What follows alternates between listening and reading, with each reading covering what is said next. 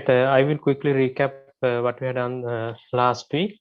So we first discussed the introduction to the Visual Programming 2, and we briefly discussed what we have done so far. And then we discussed about what is .NET Framework and what are the languages available in the .NET Framework. And also we discussed the differences between the Visual Studio, the Visual programming language or .NET based language, and other type of languages including Java.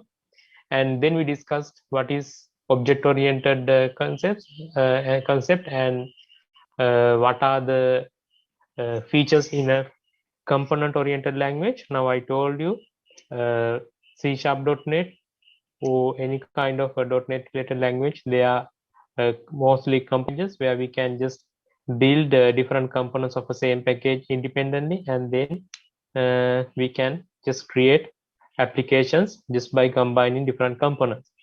Now here then we discussed about how to create custom drawing application, or how do we draw using code using GDI plus graphic device interface code set available in the .NET C#. And actually we draw some components, basic geometrics using codes. And today what we are going to do is we are going to just create kind of art using the same the knowledge we gained last week. That is how do we do some programming out of, how do we do some painting related or maybe drawing related programming using C#. Right now today we will do in a kind of different way.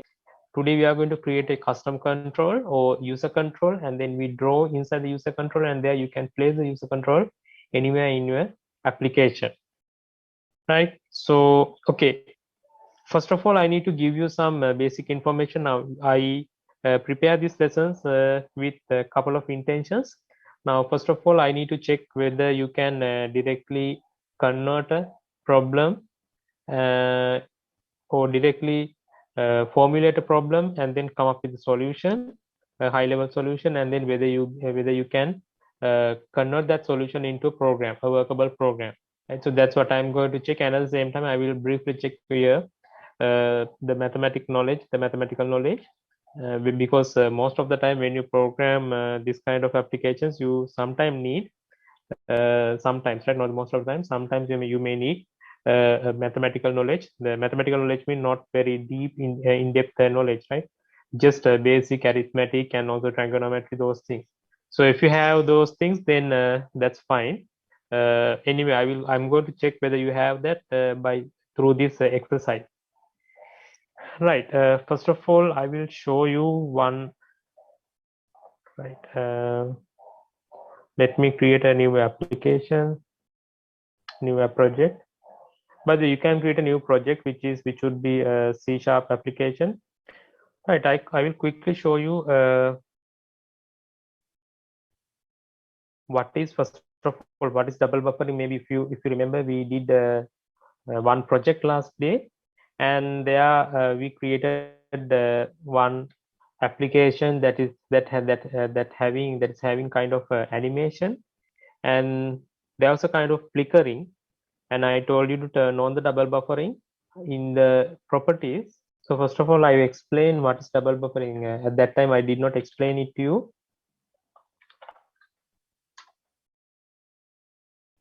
Right, I will use this paint to show you what we can do out of the double buffering, and how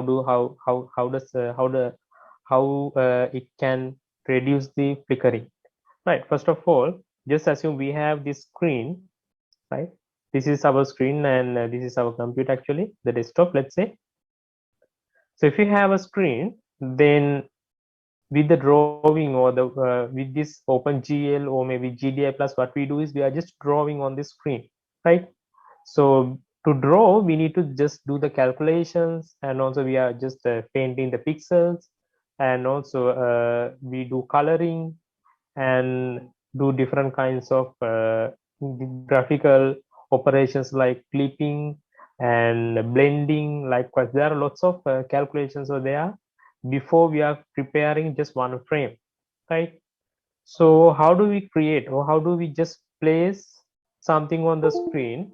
So we have something called a buffer, right, which is equal in size to our screen size, right? Let's say we have just a full HD screen, 1920 to 1080 pixels. So we have similar image, right? We call this one as a buffer, right? So this is just a buffer.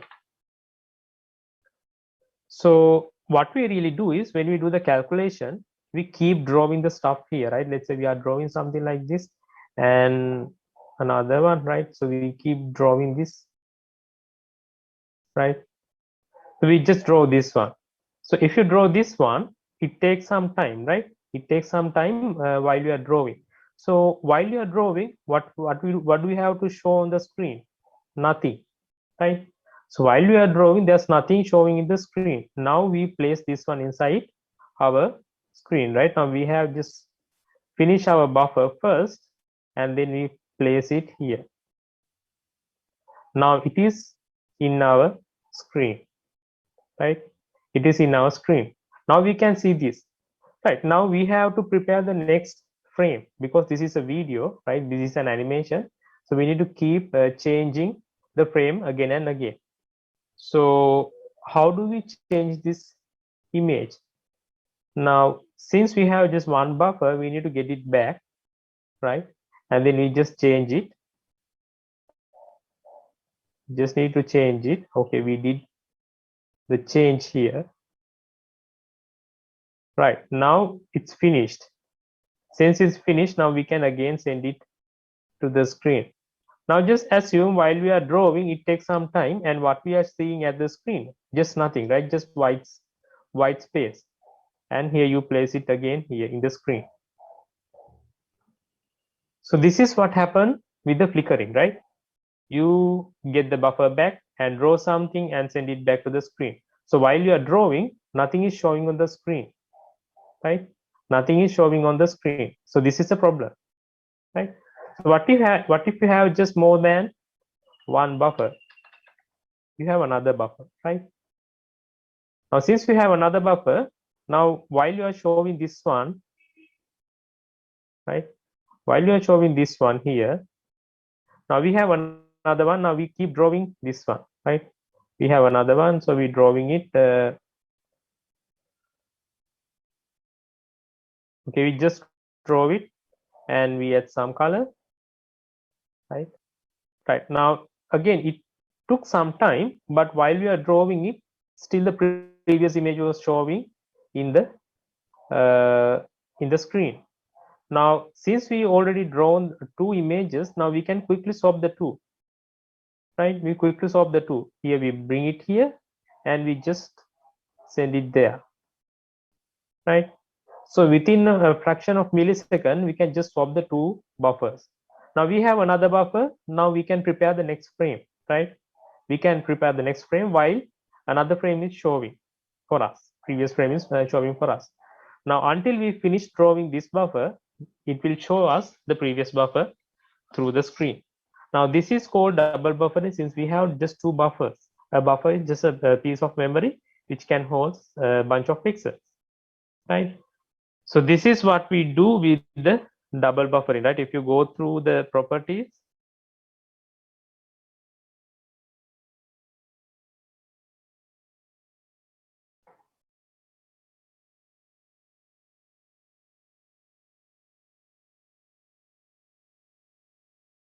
you can see double buffered, right? Here in the screen, you can see double buffered. Now typically it's false. False mean it's utilizing just one, right? One buffer, which you can expect some kind of uh,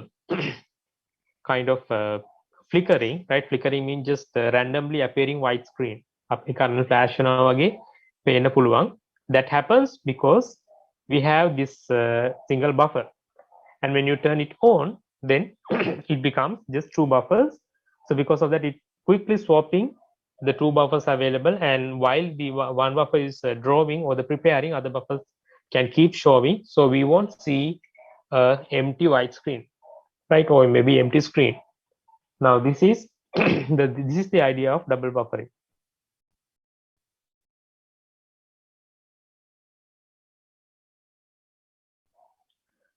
Right, so I just created this frame, and I will just run it to check whether it works properly.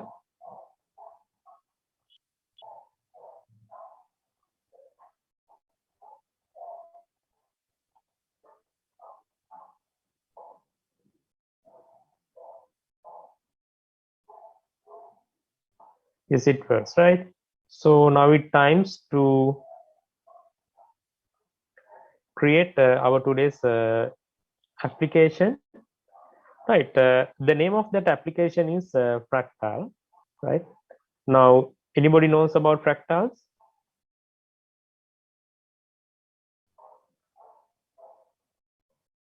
Anybody discussed about, anybody have seen fractals before?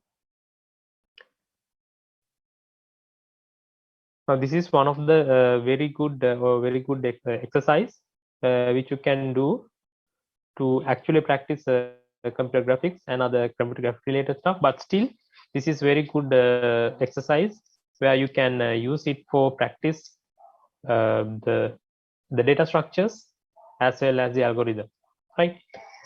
Okay, now before we are going into the fractal, I will explain what is a fractal. Fractal is nothing but a very simple set of rules, and once you define the set of rules, you can draw very complex drawing out of that set of rules, right? Maybe you have to do just two operations, or maybe just three operations iterative, right? You have to keep doing the same three operations again and again, and after that you will find you may have created very complex painting or very complex art out of just a code. Now this type of arts are called as fractal, right? Fractal is actually a common name. So there are many types of fractals available, including Dragon Curve, Julia, and Mandelbrot. Likewise, there are lots of kinds of fractals available. Now, today we are going to draw through this exercise. The fractal art is called as Dragon Curve, which is the simplest, right? One of the simplest one which I ever know, ever knew, and at the same time, which is very easy to draw, but still you need to know how to do a kind of geometrical transformation, which I'm going to teach you now, and at the same time, how to work with data structures, and also how to implement a kind of algorithm through your code. Right, now to do that, I'm not going to show you what kind of art that you are going to get. Instead, I will show you what you have to do. Right, I will again quickly clear this one. Right, now first of all, you have to draw a line, kind of line like this. Right, now you draw a line. So how do you draw a line?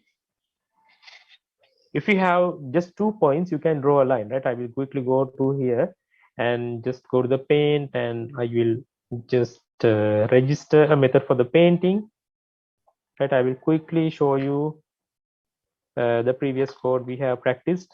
Graphics g equal e dot graphics, and now we can draw a line, right? Draw line. So what do we need to draw a line? We first of all we need a pen. Let's use black, and then we need 2 points. You can just create 2 points, new point. So we can give just x and y coordinates. Let's say 1, 2, and 5. Okay, 2 and 6, and another point, because a line having 2 endpoints. So new another point, and here you have 100. Let's say 500.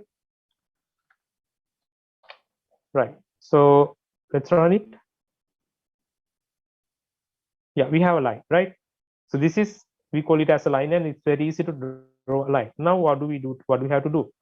right? When you first draw a line, what we have to do is we have to just keep your last point as it is.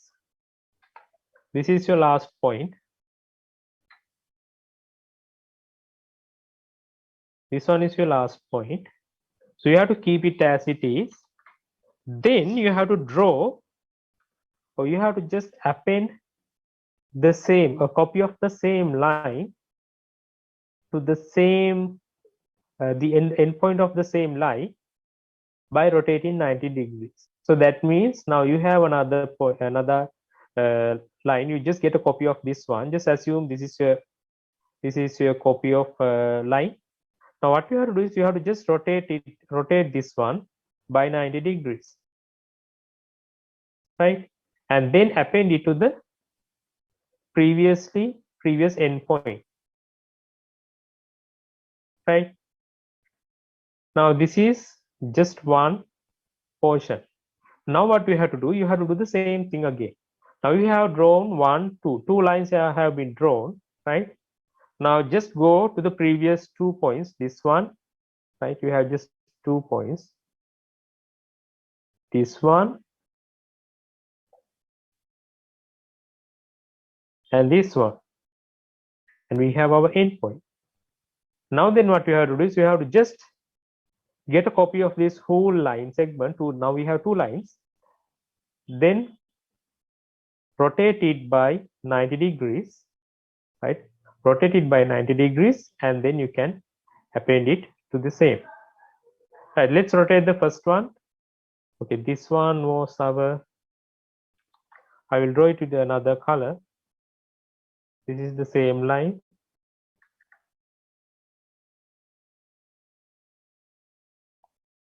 Right, we get the first one. So we rotate it by 90 degrees.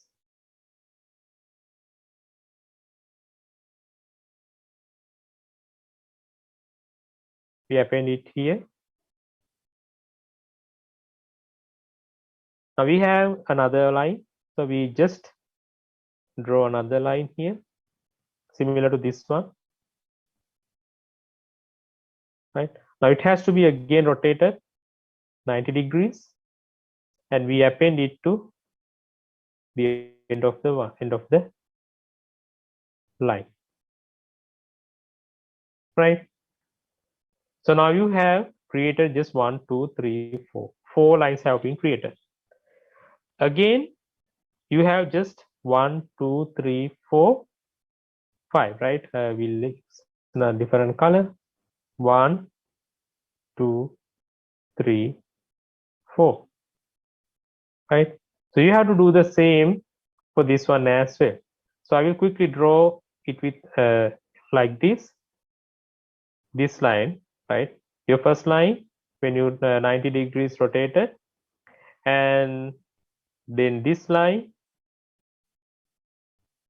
right? And then this line, and then this line, right? So 1, 1, 2, 3, 4. So 1, 2, 3, 4, right? So this is the same line, right? It's the same line. We just rotated it by 90 degrees, and then we append it. Now you have to keep doing that, but anyway, you will find the complexity of this algorithm. Why? You keep adding just the exponential amount of lines, right? In the first step, you have just 1. In the second step, you have just 2. In the third step, you have just 4. And now the fifth step, you have just 1, 2, 3, 4, 5, 6, 7, 8, 8, right? In the next step, you will have just 16, and then 32, 64, right? 128. Likewise, it's going to exponentially, or it's going to have just the power of 2, right? Of the number of lines that you have.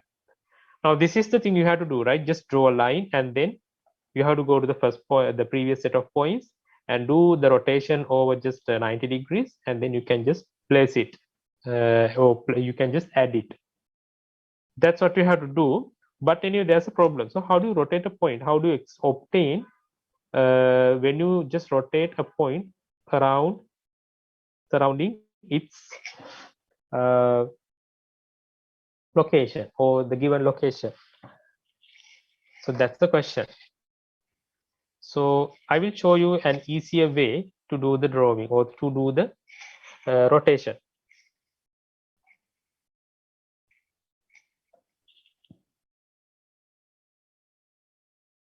Okay, if you just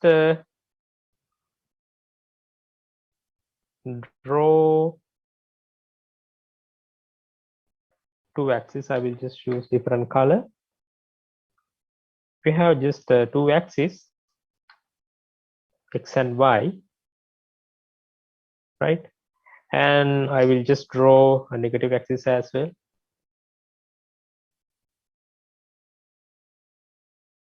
Just assume you are in, you have to rotate something around just 0, 0. And the point is, let's say, like this.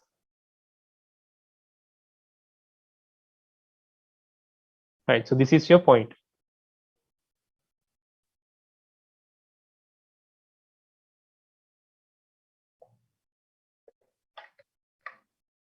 Okay, this is your point. The coordinate is just, okay, what's the coordinate? Now, the y-axis is 0, but x-axis minus 1, right?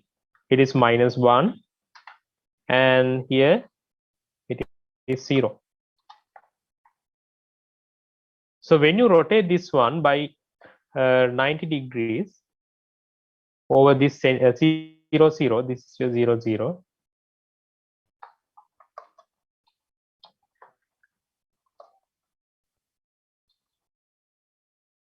0, 0. So how do you rotate it? It's around this 0, 0. So when you rotate this minus 1, 0, 90 degrees, so you will see, you will get a point somewhere here. Now what is this point? This is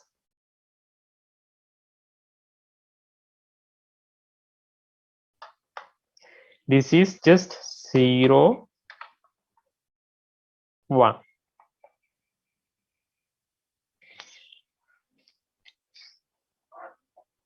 Right, so can you see what happened to the two values? The coordinates have been changed, right? The coordinates have been changed, right? And at the same time, the value or the sign of the value also has been changed. So let's see what happens if we have another point somewhere here. And here we have, this is just minus 1.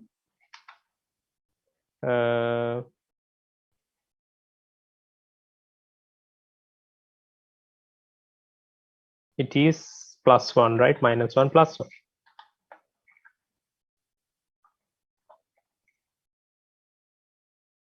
Right. If you just change this one, then what would happen? If you just rotate this one, then this point becomes somewhere here, right? Why? This is 90 degrees, right?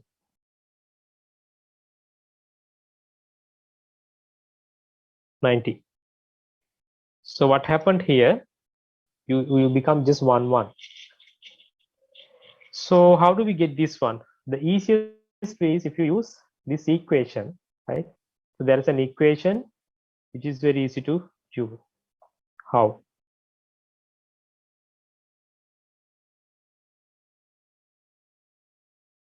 I will show you.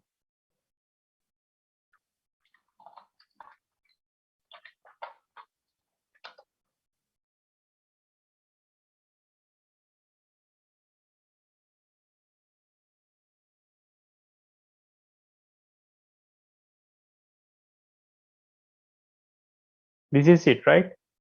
This is it. So what does it have? We have just cos of value, sine of value, again sine of value, cos of value, right? So simply what we have to do is we have to just do the matrix multiplication. But anyway, I will make it more simpler for you, right?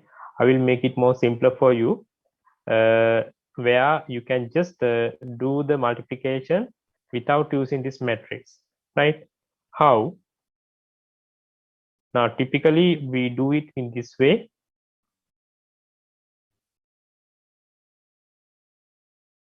We have cos x, sin x,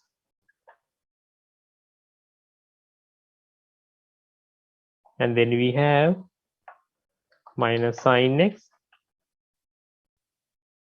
and cos x.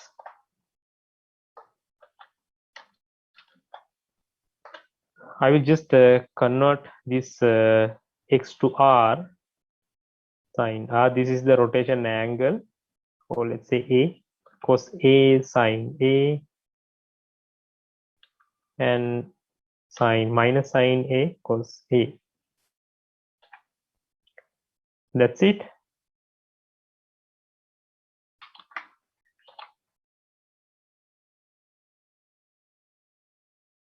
This is your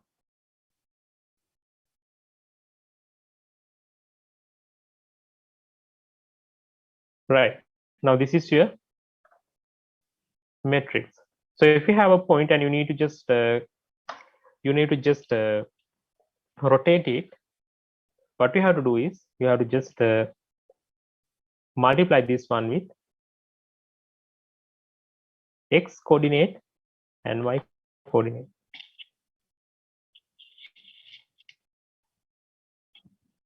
Right, x coordinate and y coordinate, and you will get a new one, that is x dash after the rotation and y dash.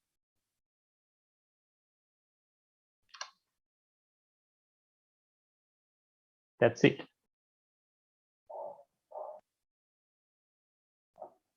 So this is how you do it. So the new coordinate, or maybe when you have this xy here, and if you need to get this one, simply do this multiplication. And to make it more easier, I will just give you the equation, not the matrix form. So here you will find x dash equal what? X multiplied by cos a plus y multiplied by sin a, and at the same time y dash equal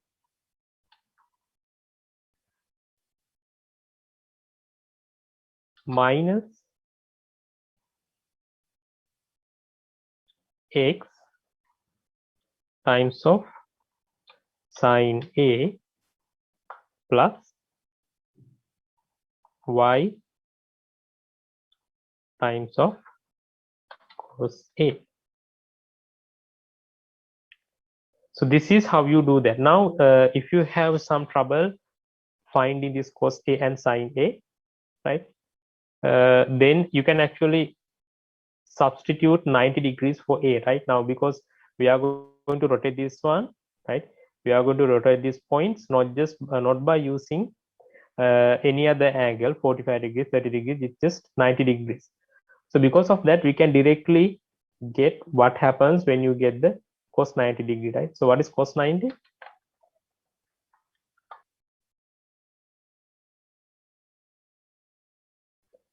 Cos 90 and sin 90.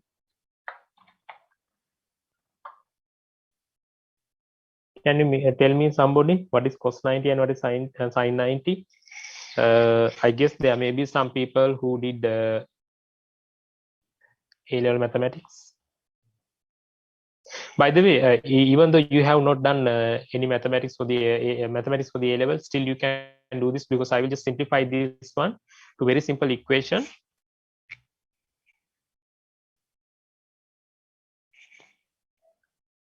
Okay, I got an answer. Right, sin 90 is 1, correct. Sin 90 කියන එක 1යි, හරි. cos 90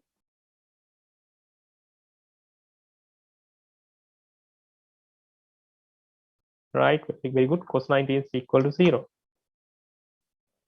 So what we can do now, simply we can just replace this x dash equal x times of cos a means 0 plus y times of sine a. Sine a means sine 90, that is just y, and y dash equal to what? X times of sine a, sorry, minus, that means minus x,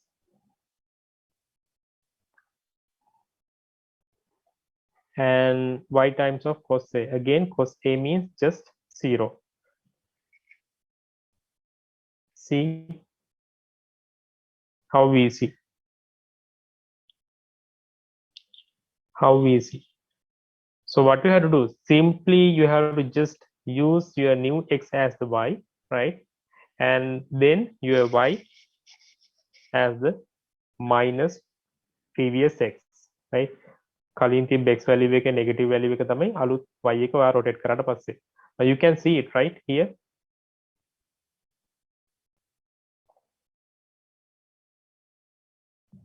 Now y becomes the previous, sorry, x becomes the previous y, that is 0, and you just multiplied it by negative. And here when you have this minus 1 1, right? And you should get according to this one, okay, previous one is just 1, right? The previous one is just 1, previous y is 1, and the new y is just minus x. Minus x means just 1. Great, simple, right? You just rotate this one 90 degrees, you get the value. Very simple. X becomes the previous y, right? Or x dash become the previous y, and new y become the previous negative of x, right? So this is what we have to do. But there's one more thing you have to just keep in mind. What's that? Now always you do the rotation around the 0 0. Because of that, you have to just subtract the value that you are going to the value that the point that you are going to rotate around, right? How come?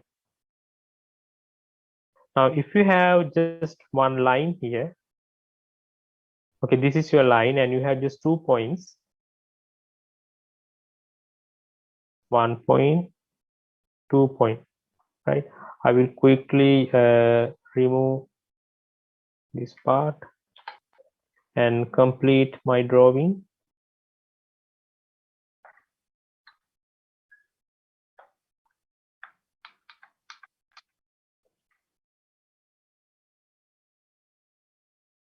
Right, now I have this line, and I need to just rotate this one around this, right? Oh, sorry, this one. I want to rotate this point around this point. So how do I rotate? Now I cannot just rotate this point by using this equation, right? First of all, I need to get this point to the 0 0, and then I can do the rotation. So if I need to send this point to the 0 0, I need to send the whole line, right? I need to send the whole line to the 0 0. So to send this whole line to the 0 0, but this point actually should be in the 0 0, because we are rotating this point, right? We are rotating this point around this point. So we'll send this one to the 0 0. Okay, first of all, we need to know the coordinate of this one. Let's say the coordinate is around 20 and okay, 20 and let's say the height is just 30.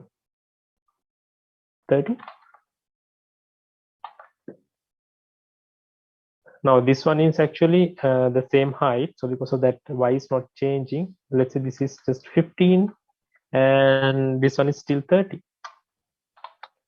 So let's send this line here. How do we send? Simply subtract the one you need to the point that you need to send to the 0 0. Subtract 20 30 by all the points, right? 20 30. So when you subtract 20 30 from the 20 30, this point going to be just 0 0, right? මේ තිබ point එක බිඳුවට එනවා 0 0. And what happened to this point? Now this one becomes just 0, y 30 minus 30, and this one becomes minus 5. So then මොකක්ද වෙන්න ඕනේ මේ point එක වෙන්න ඕනේ minus 5 0, right? Minus 5 0 is somewhere here. It's the same line, by the way, right? It's the same line, but in different location. 0 0 minus 5 0. Now you do the changes, right? Now you can do the change for this minus 5 0. Oh, then now you can rotate this minus 5 0. Now when you rotate this one, it becomes somewhere here, right? As you can see, it's going to be just 0 5.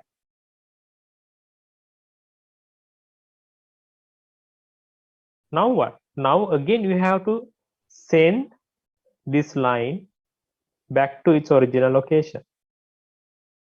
Now the line is this. Now you have to send this line back to its original location. The original location is this.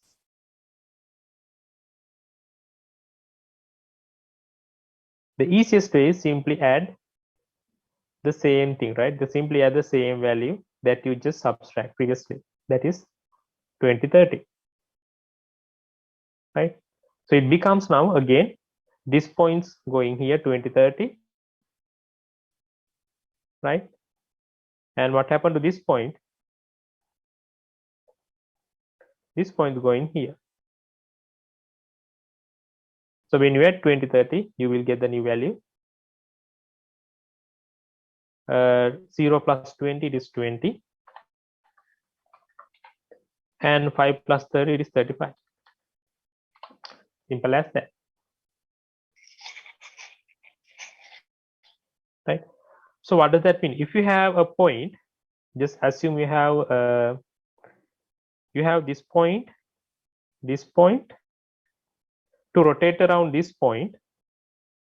First of all, get the x and y coordinates of this one, x y coordinate of this one, and subtract this x and y from this one and this one, and then do this rotation, and then again add this x and this y to the value that you get out of this x dash and y dash, right?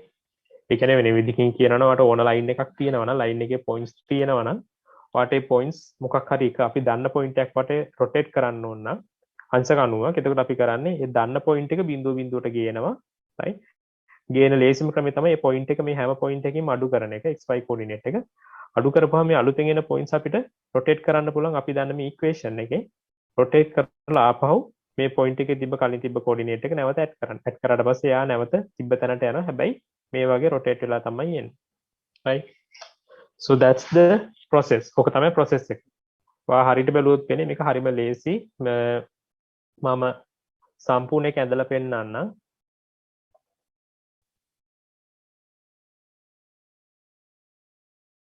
ඔයාගේ අලුත් point එක අරගන්න එන equation එක තමයි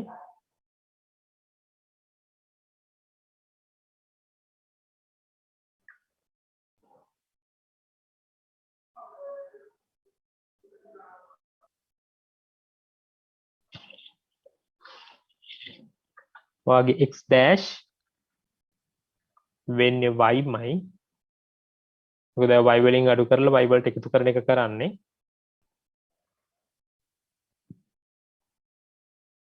එතන y dash වෙන්නේ මොකද්ද?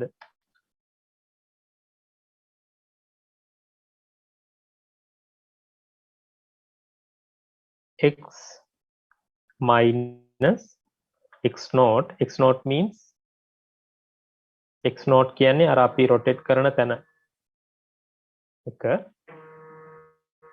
then you get the minus of that, and then you add a value x naught back. Okay, allow me a few seconds that I'm receiving a call.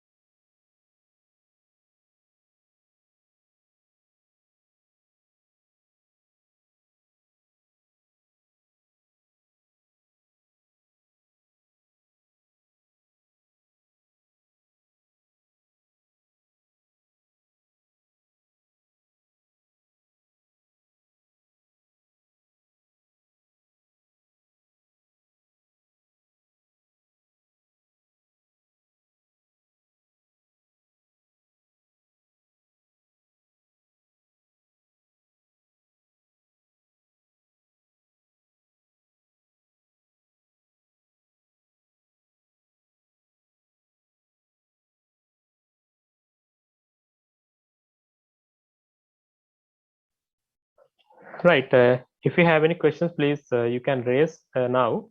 Now, this is just a very brief theory about how do you rotate something around a given point, right? So you need this one. Simply, I will give you what you have to do in this way. Uh,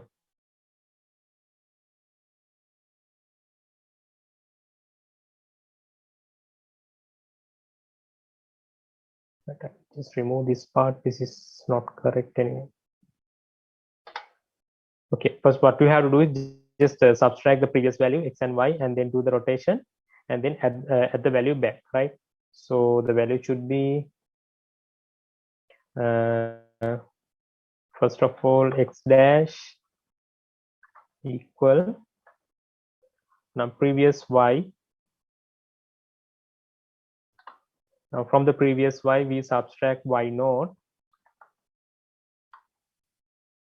right? And then we again add it at the new x, right? අපි කියන්නේ කලින් y වලින් අපි අඩු කරනවානේ. දැන් තිබ්බ y වලින් අපි අඩු කරනවා y naught, right? අඩු කරලා ඒකට එකතු කරන්න ඕනේ x naught.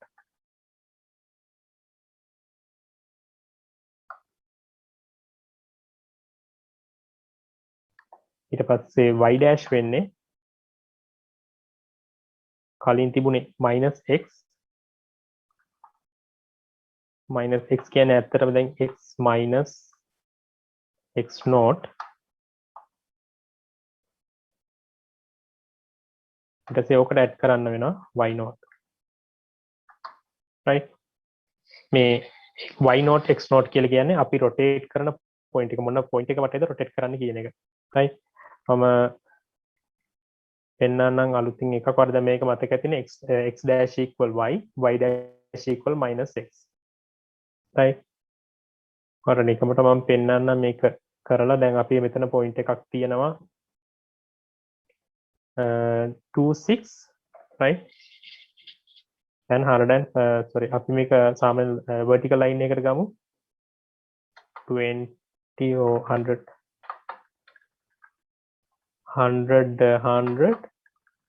x and y, and this one is just x is 200 and y is just 100. So when you run this program,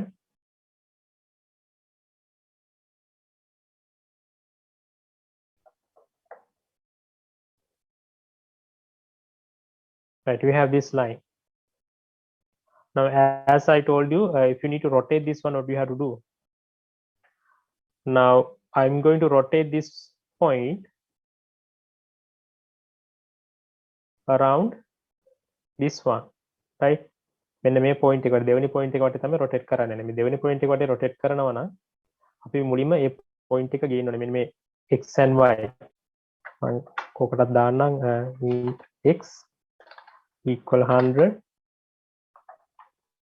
int y equal 100, and int x naught equal 200, and int y naught equal this again 100, right?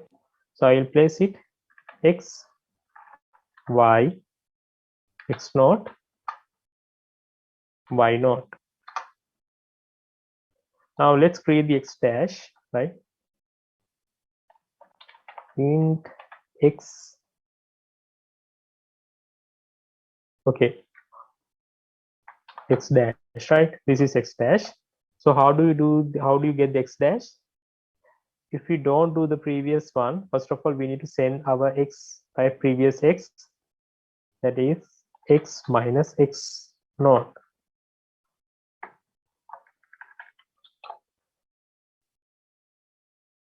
right? හරනම් කරන්න ඕනේ ඒක අපි මුලින්ම අපේ point එක ගෙනියන්න ඕනේ. හැබැයි දැන් මෙතන අපි x නෙමෙයි අපිට එන්නේ අන්තිමට y, right? the y වලට මොකද වෙන්නේ? y වලින් අඩු වෙන්නේ y minus y naught, right? Then we have to add this x naught.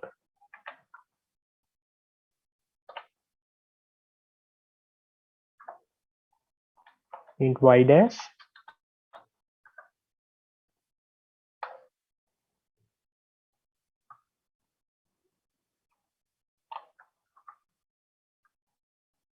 x minus x naught. This is the new y, right? So we need to send it back to its original location, y naught. and let's draw it again. Now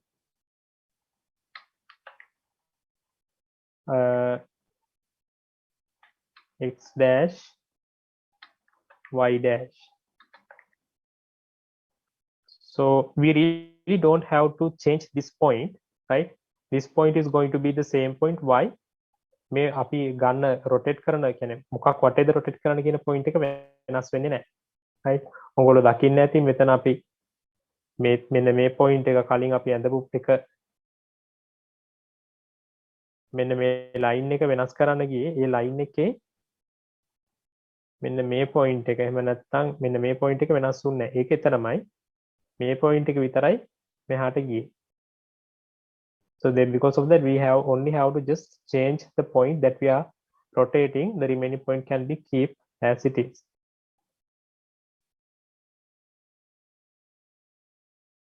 Now it has been rotated, right? Now this way it has been rotated in the other way, right? අපි direction එක මාරුලා තියෙන්නේ. මොකද මේකේ xy තියෙන්නේ අනිත් පැත්තට. අපි xy දැන් කලින් එකේ අරගත්තේ x and y in this way නේ. right? මේක තමයි y වැඩි වෙන පැත්ත. මේක තමයි x වැඩි වෙන පැත්ත. හැබැයි අපේ screen එකේ අනිත් පැත්ත වෙන්නේ. right? අපේ screen එකේ x වැඩි වෙන මේ පැත්තට හරි. හැබැයි y වැඩි වෙන්නේ මේ පැත්තට. Anyway, it doesn't matter, right? It doesn't matter. You will get the same thing. Now you know how to convert or how to rotate a point, right? How to rotate a point. Now your task is just keep drawing, right? Just keep drawing a bunch of lines while you can rotate it, right? So I will start it with I will start the code so you'd be able to catch up, right? Now I'm going to use a list, right, to keep the set of points, because drawing just a fractal or maybe bunch of lines is just keeping a set of points, right? අපි point set එකක් තියාගෙන ඉන්න point set එක අපි loop එකකින් අපිට අඳින්න පුළුවන්. Okay, I will just create a list. So list of what? List of points. Okay, this is let's call this one as the curve, right? So let's initialize the curve here.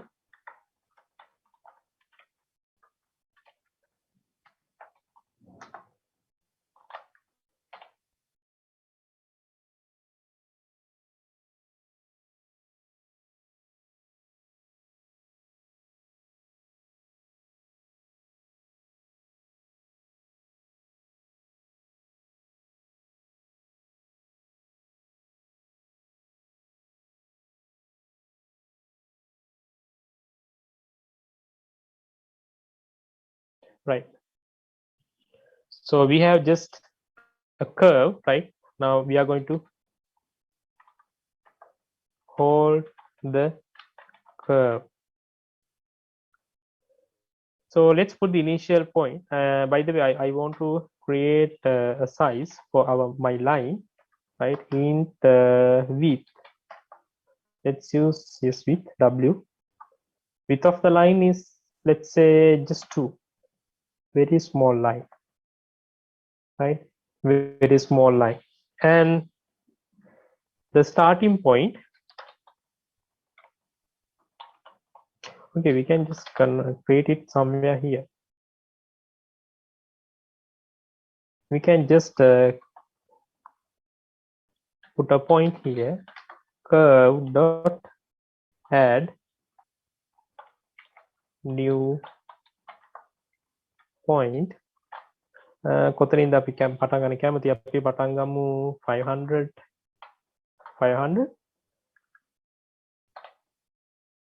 Right. Our next line, sorry, next point is just another curve that is just 500 plus 500 and okay, I will add the width, right? I will quickly remove this one.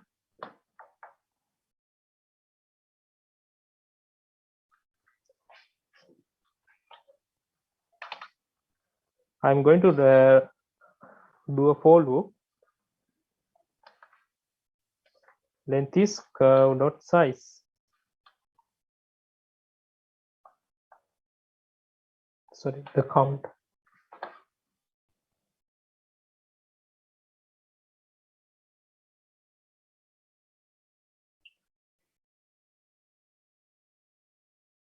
There's a problem. Now we have just 2 points. So because of that, we have to somehow, even there are 2 points, we should be able to draw a line, right? So because of that, we are starting with just, we actually need to go to the number 2, right? Because of that, we start from 0. Not just 0, we need to start from just 1, because the firstmost one will be taken as -1. So because of that, we are going to draw the line. So the point is, the first point is just curve I minus 1, and the other one is curve I. Right, so let's just run this program. Oh, there must be a very small line here, right? Very simple and very small line here, which we even are here. We have it here, right? You can see a very simple line, and let's change it to, okay, let's say 5.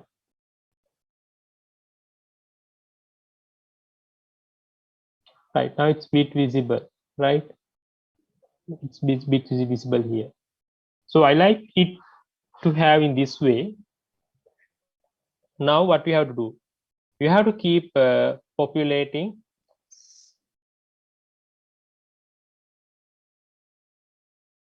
We have to keep populating this line, right, using a loop. Public void populate.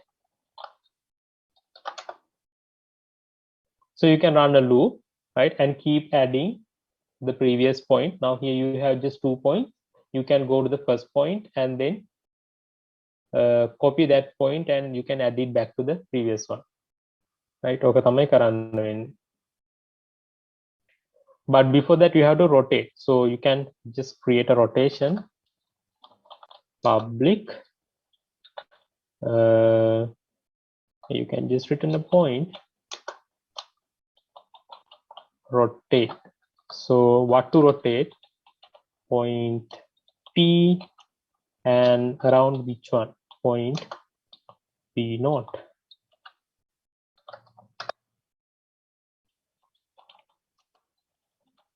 Now here we'll say just now, right? We have really have to create a new point. Now you can use this one, right? You can use this one to create the new point. The simplest way of creating the point is this. Now x naught will be the p naught dot x. Y naught will be, sorry, p naught, right? Y naught will be the p naught dot y.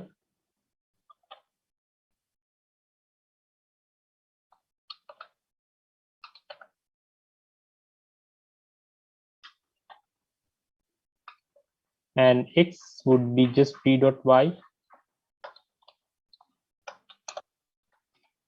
and sorry, y would be the p dot y, and x would be the p dot x, right? Now we have just new x and y. You can now create the new point.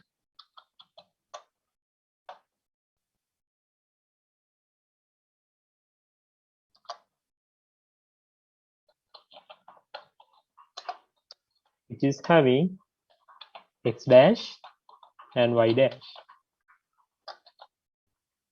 Now this is the rotation. So here we are rotating this point around this point, right? Now you can try rotating the stuff here by using the populate.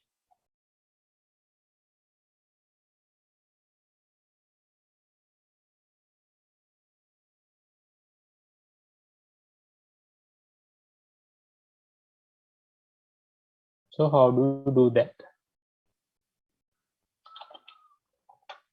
Maybe you can use just for loop, right? And also I will define the number of iterations that we have to run.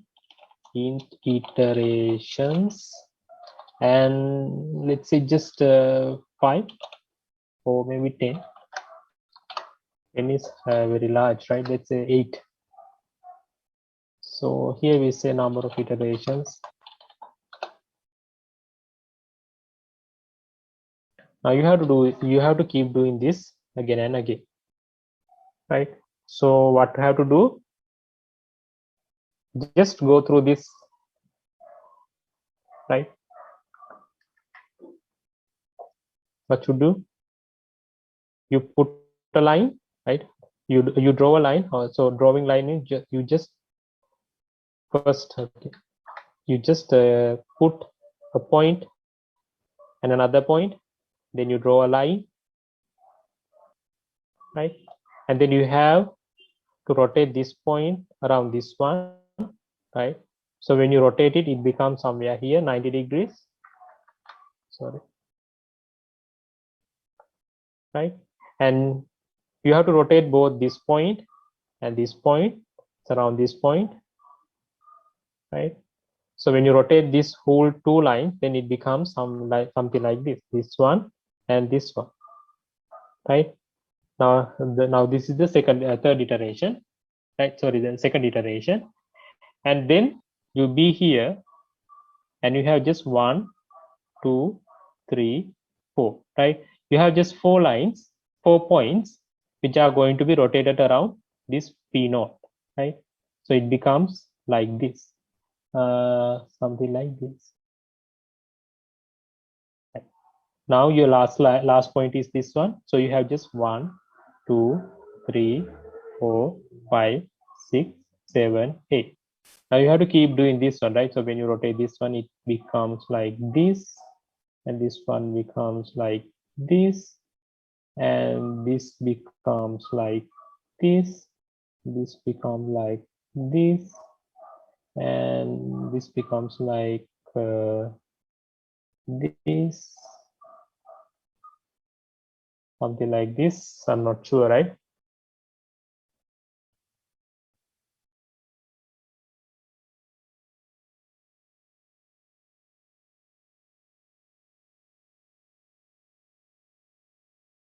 This would become like this. I'm not sure. Yes, something like this.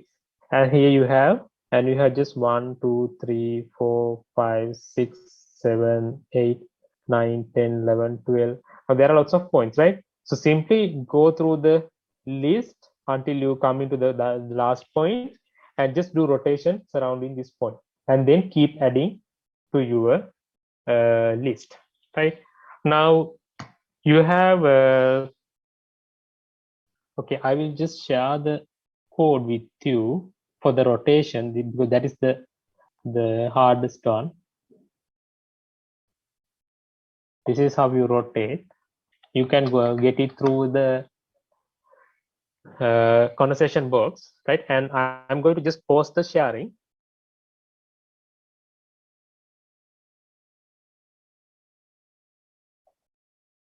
Now you have a task. Now you have to complete this one, right? Just implement the code for the populate, and then you should be able to see some output, right? What you have to do is just put 2 points, right? Just traverse back to your list, and then rotate all the points around the last point, and then after the rotation, you have to keep adding those points back to the same list, right? And then again go back to the go to the last point, and then you can go reverse order to each and every point in the same list, do the rotation and append to the same list, right? List එකේ ඉන්නවා, list එකේ අන්තිම point එකට යනවා, අන්තිම point එකේ ඉඳලා ඊට පිටිපස්සේ point එකට යනවා, ඒක rotate කරනවා, ඒ එකටම දානවා. ඊට පිටිපස්සේ point එකට යනවා, ඒක rotate කරනවා අන්තිම point එක වටේ, ඒක ඒ list එකටම දානවා. ඕක තමයි දිගටම කරන්න තියෙන්නේ. How many times? Simply just 8 times according to my code, because I set the number of iterations to 8, right? You can start doing it and I will check your code, right? And I will call your name and you have to show the code, right? අනිවාර්යෙන් ඔයගොල්ලෝ code එක පෙන්වන්න අවශ්‍යයි, screen එක share කරන්න අවශ්‍යයි මම ඊළඟ කියන වෙලාවට. And also if you have any questions while doing it, you can ask, and if you got into any problem, then you can just let me know, right? Now I told you the purpose of this exercise is to just practice and also check whether you are capable of implementing a given algorithm, right? So the algorithm is already given, so try to implement it quickly. Yes, any question?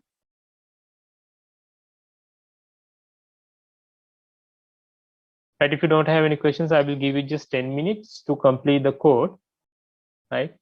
Quickly do it. Well, at the end of the code, you should be able to see something like this.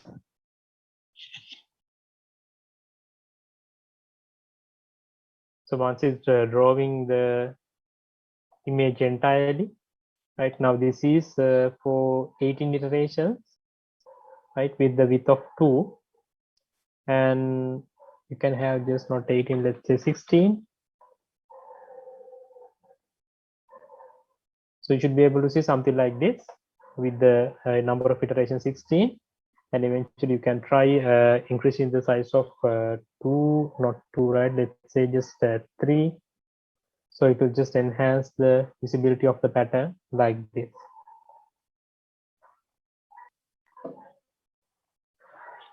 So you should get this one, right? And the code is extremely simple, as I told you before. Just try to implement this algorithm that I explained verbally. This code is already given, right? Only these 2 loops told you get the last one and do the rotation and append to the same curve. Simple as that, right? We initially added 2 points and then get the last point and then do the rotation. Now told you to put the rotation here, a separate method, right? So we do the rotation, the given point around the last point, and then we append the same point, the rotated point, to the same curve, right? So you keep doing this again and again till the iteration. So this is very simple loop, right? One inside the other. So when you run it,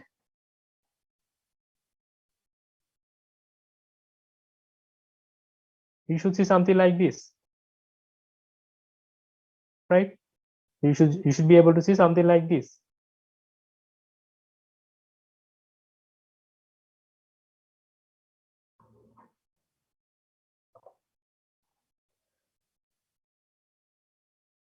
So what do you, right? So here the second part of the lesson, that is concurrent programming.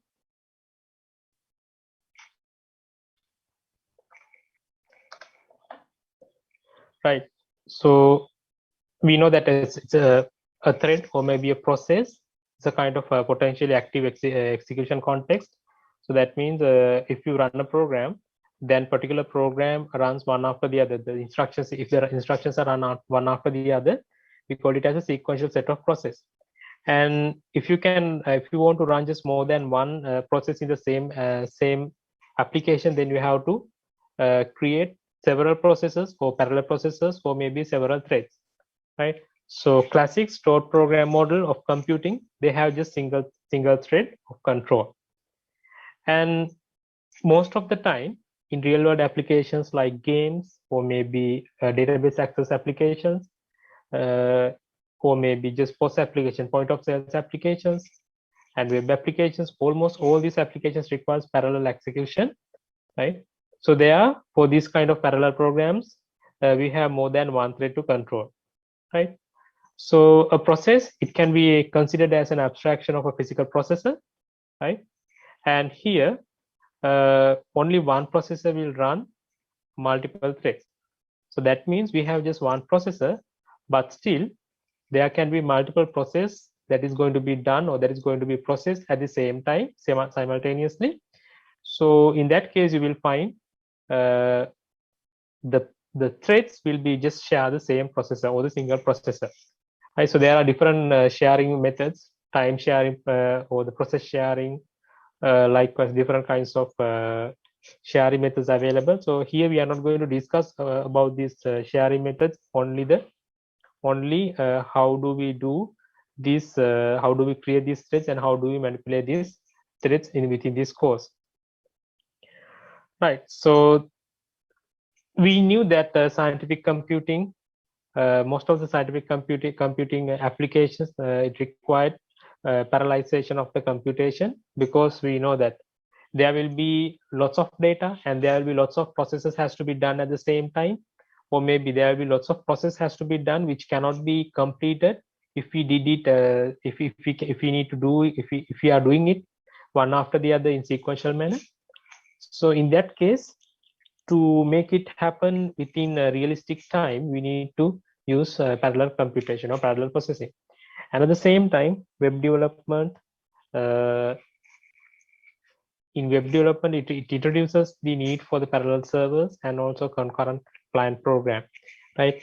If you just look into the simple flow of a program, right? සාමාන්‍ය එක program එක flow එක බැලුවොත්, you will see that uh, when you work with the server, then there will be other users also has to work with the same server. So it does not mean that we have just multiple servers. We have just one server, one hardware unit, but the software is capable of processing multiple requests at the same time. This is solely because of the capable of running parallel programs, right, or the concurrent programming.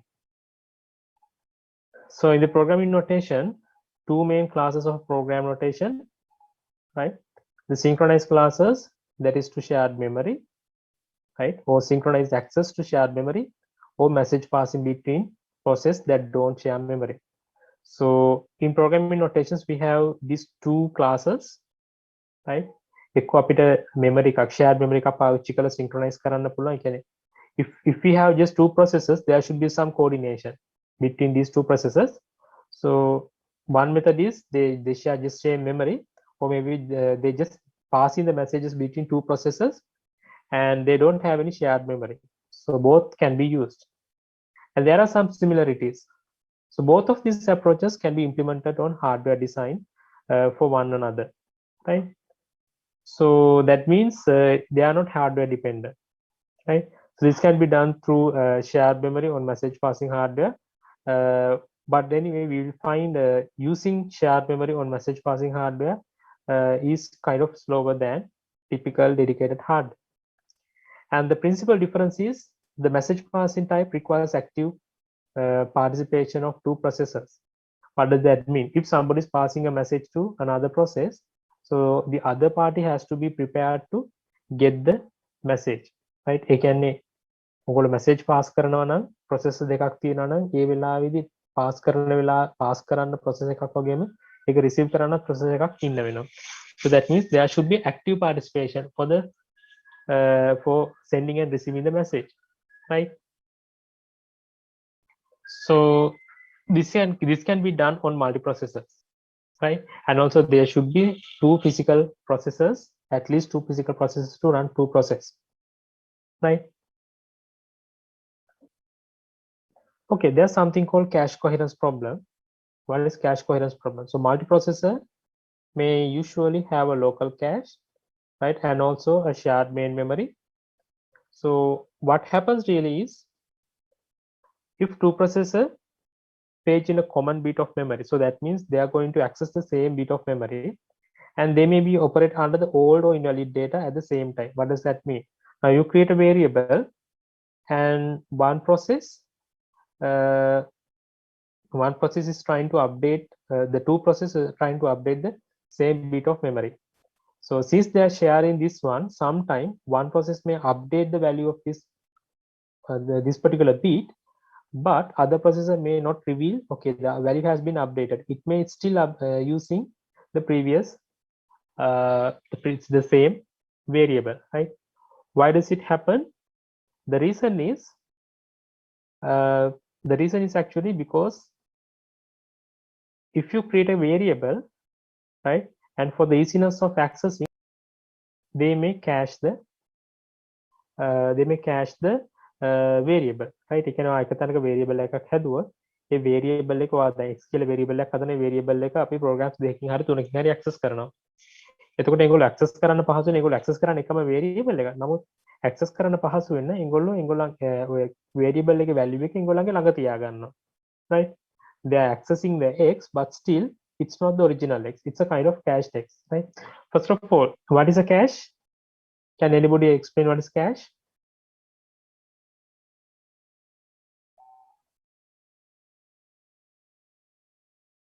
Okay, cache is nothing but a simple kind of memory, right? There's something called cache principle. I maybe explained this one before as well. So in the cache principle,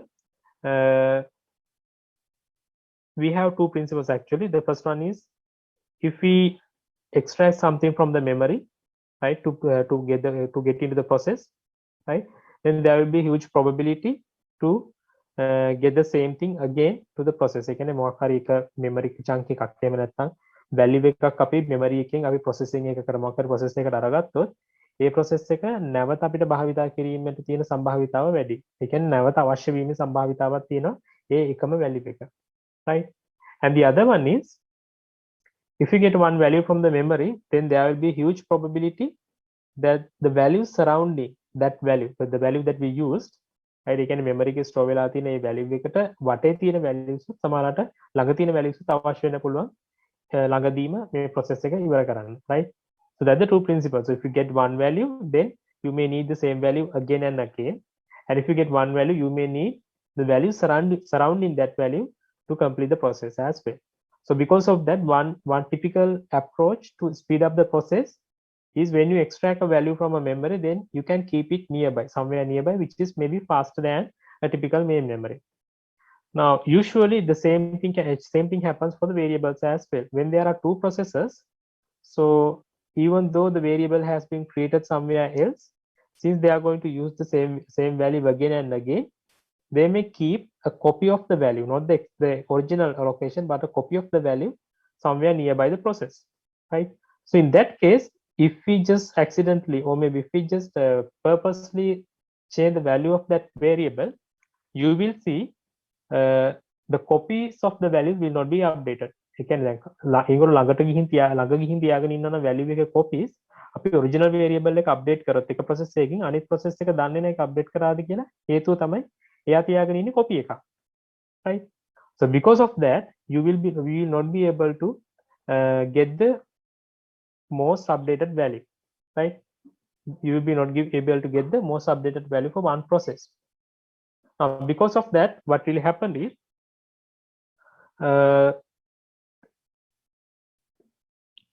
you have to have some kind of restriction, right?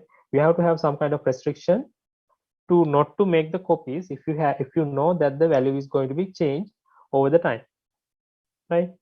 That is called as cache coherence problem. Anyway, I will let you know how to avoid the cache coherence problem in near future, right? And there's something called bus-based system. So here the processor can eavesdrop, right? Eavesdrop means it simply listen to the system, right? So when it needs to change its copy, it requests an exclusive copy and then waits for the other processors to invalidate their copy. So what does that mean? So in the bus-based system, we can avoid cache coherence problem by using this method. එක process එකකට අවශ්‍ය වුණොත් එහෙම ඒ value එක පාවිච්චි කරන්න ඒක ඉල්ලනවා copy එකක් ඒ value එකේ. So it ඉල්ලලා යා ඒක wait වෙලා ඒ කියන්නේ නැවතිලා බලාගෙන ඉන්නවා ඒ value එක හම්බ වෙනකම්, right? Simply how it happens, the other processor simply invalidate their copies and then send the value to the other processor, right? එක process එකක් එයාගේ value එක invalidate කරනවා කියන්නේ update කරා කියන එක right පරණ තිබ්බ value එක invalidate කරනවා ඊට පස්සේ එයා දෙනවා අනිත් එක්කෙනාට chance එක දැන් ඔයාලට value copy කරගන්න පුළුවන් so at any given time the value will be used by just one process right even though we can see that multiple processes using the same value at any given time they're actually using only by one process.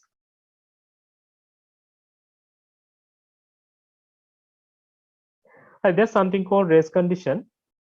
So a race condition occurs when an actions in two processes are not synchronized and program behavior depends on the order of which actions happens. What does that mean? There are two processes and these processes are working on the some single duty. Right? එක duty එකක් තියෙනවා. ඒ duty එකේ process දෙකක් එකතු වෙලා ඒ duty එක ඉවර කරන්න උත්සාහ කරනවා. Right? උදාහරණයක් විදිහට මෙහෙම හිතන්න.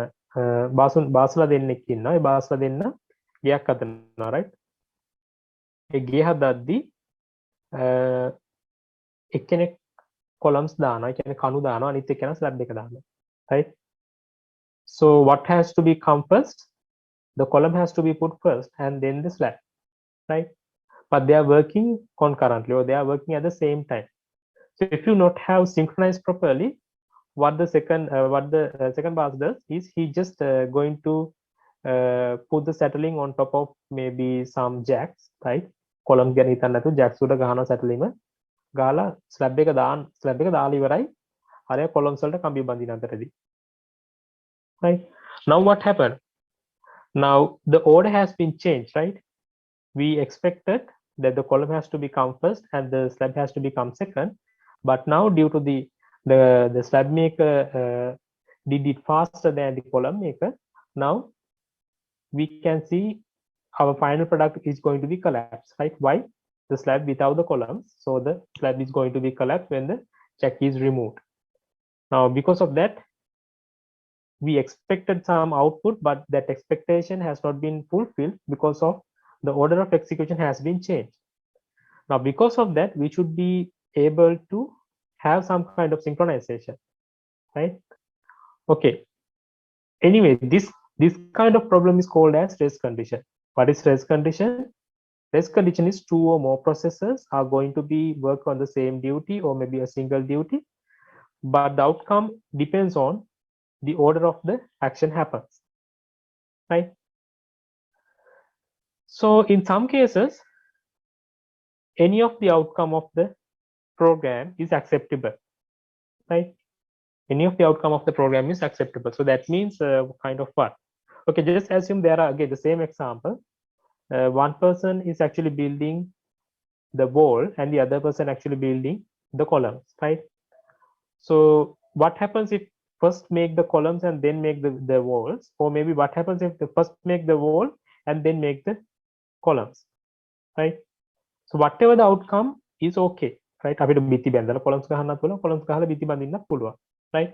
Both are acceptable. So the final product will be look same, right? With a bit of differences, but still both outcomes are acceptable. So because of that, not all the race conditions are bad, right? Some race conditions are okay, but anyway, we need to know which race conditions are going to be bad, and then we have to tackle that race conditions to work in the to get the desired expectation, right? So this is one of the bad race condition, one example for the bad race condition. So suppose there are two processes A and B, they have shared memory and both try to increase the variable of x at more or less than the same time.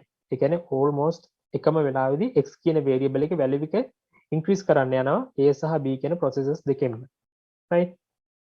Right, so very few processes support the arithmetic operations on memory, so each processor executes these three: load x, increase, and store x, right? First of all, you load the value of the x and then you increase it and then you are going to store the value back in the x. So this is what whatever the process is going to do, right? So suppose x is initially 0, right? Now the value of x is initially 0. If both processors execute these instructions, that is load, increment, and store simultaneously, so what are the possible outcomes? So can you see, can it be increased by 1 or can it be increased by 2? මොකද්ද හිතන්නේ? A සහ B කියන processes දෙකම x කියන value එක වැඩි කරොත් අන්තිම උත්තරය වෙන්නේ එකද එහෙම නැත්නම් දෙකද? Just think if A load the x, right, and then B load the x as well. Now A and B both see the value of x is 0, right? A සහ B කියන දෙකම දකින්නේ x කියන එක 0 කියලා. එතකොට එයා increment කරොත් දෙන්නම value එක වෙන්නේ එකයි. Then A store the x and then B store the x. Now the value of the x is just 1, not 2, right? Just assume now A start loading x and then it increment and then it just store, and soon after storing then B see okay now it has to do a duty, so it just load the x. Now the value of x is just 1, not 0. So because of that now B execute the increment and then store it again. Now the value becomes 2.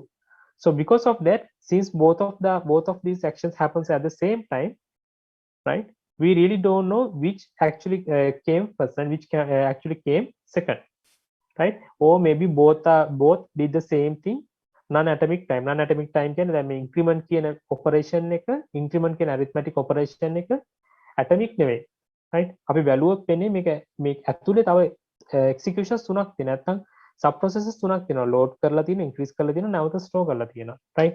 එතකොට මේ atomic නොවන operation එකක් දෙන්නේ එකම වතාවේ කරොත් මේ operations වල මැද්දේ කොටස් වෙන වෙනම සමානලාට එකකට පස්සේ එකක් කියරෙන්න පුළුවන්, right? However it is if somebody is loading and increasing and unless it stored the value back, that value has not been updated.